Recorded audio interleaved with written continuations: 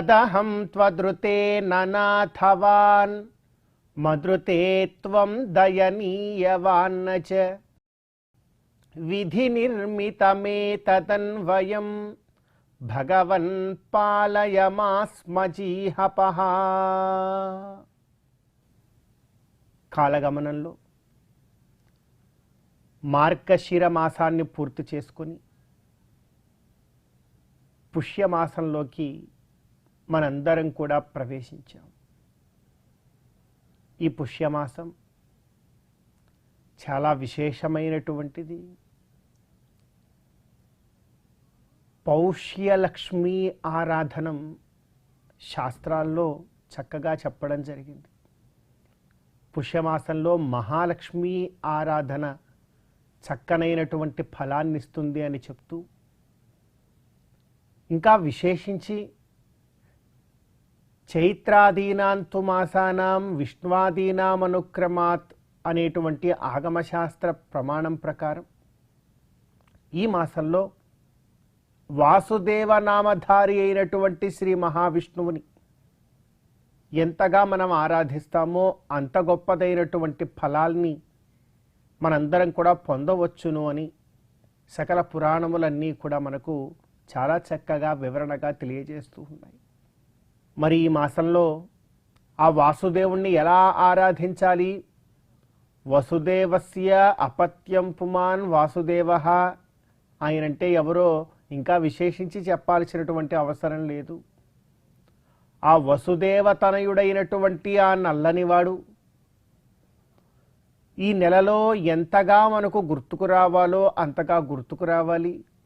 ఎంతగా ఆయన్ని అర్చన చేయాలో అంతగా గొప్పగా అర్చన మనం చేయాలి. అప్పుడే మనకు చక్కనైనటువంటి మోక్షరూపమైనటువంటి ఫలం కలుగుతుంది. అది ఎలా చేయాలి అంటే చెప్తూ ఉన్నారు, తదహం త్వదృతే ననాథవాన్ మదృతే త్వం దయనీయవాన్న చ. ఓ వాసుదేవ, తదహం ఎలాంటి తదహం అంటే ఎప్పుడూ కూడా కష్టాలతో దుఃఖాలతో కొట్టుమిట్టాడుతూ ఉన్నటువంటి ఈ కలియుగ జనున్నైనటువంటి నేను, ఈ సంసార సాగరాన్ని ఈదడానికి ఏమాత్రమూ కూడా శక్తి సామర్థ్యాలు లేనటువంటి నేను ఎన్నో కష్టాలను అనుభవిస్తూ ఉన్నానయ్యా. ఇన్ని కష్టాలలో అనుభవిస్తూ ఎవరైనా నన్ను ఈ కష్టాల నుండి బయటపడవేసేటువంటి నాయకుడు ఎవరు దొరుకుతారా అని వేచి చూస్తూ ఉన్నా అటువంటి నాకు నీవే కంటికి కనపడుతూ ఉన్నావు.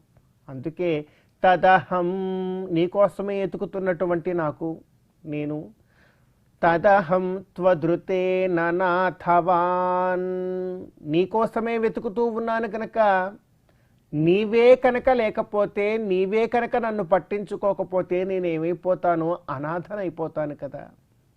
కాబట్టి తదహం త్వదృతే ననాథవాన్ మదృతే త్వం దయనీయవాన్న చ. ఒకవేళ నాలాగా పరితపించిపోయేటువంటి భక్తుడు కనుక నీ దగ్గర లేకపోతే, అయ్యా నేను భగవంతుణ్ణి చూశారా, భక్తులను అనుగ్రహిస్తున్నాను అని నువ్వు ఎట్ట చెప్పుకుంటావు? నువ్వు భగవంతుడు అని తెలియాలన్నా, భగవంతుడికి ఉండేటువంటి అనుగ్రహాది విషయములను ప్రసరించాలన్నా, ఎవరి మీదైనా అనుగ్రహ రూప వర్షాన్ని కురిపించాలన్నా మరి ఎవరో ఒకరు కావాలి కదా. ఎవ్వరూ ఎదురుగా లేకపోతే నువ్వు మాత్రం భగవంతుడు అని ఎట్లా తెలుస్తుంది? ఎంత పెద్ద దీపం వెలుగుతూ ఉన్నా కూడా ఆ దీపపు కాంతి వెళ్ళి ఏదో ఒక వస్తువు మీద పడి ఆ వస్తువు వెలుగులోకి వస్తే తప్ప దీపం యొక్క విలువ ఎవరికీ కూడా అర్థం కాదు.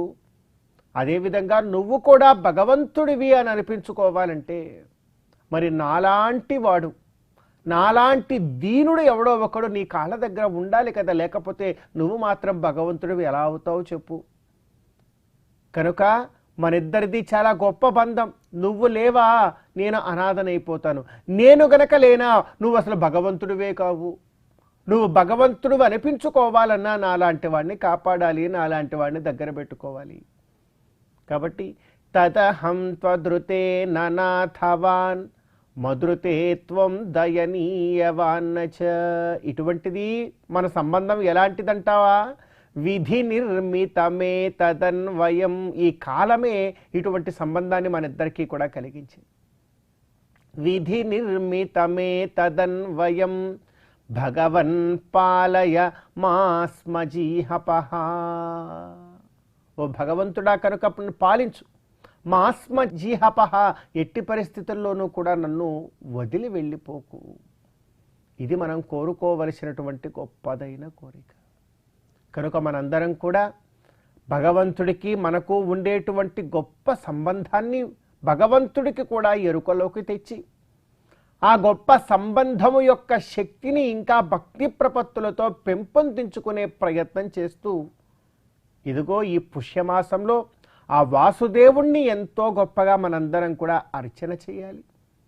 ఇంకా మహాలక్ష్మి ఆరాధన కూడా ఈ మాసంలో ఎంతో గొప్ప ఫలాన్ని ఇస్తుంది కనుక ఆ ఆరాధన చేస్తూ ఆ గోవిందుడి యొక్క అనుగ్రహాన్ని పొందుదాం. ఈ పుష్యమాస శుభోదయ సమయాన్ని మనం చరితార్థం చేసుకుందాం.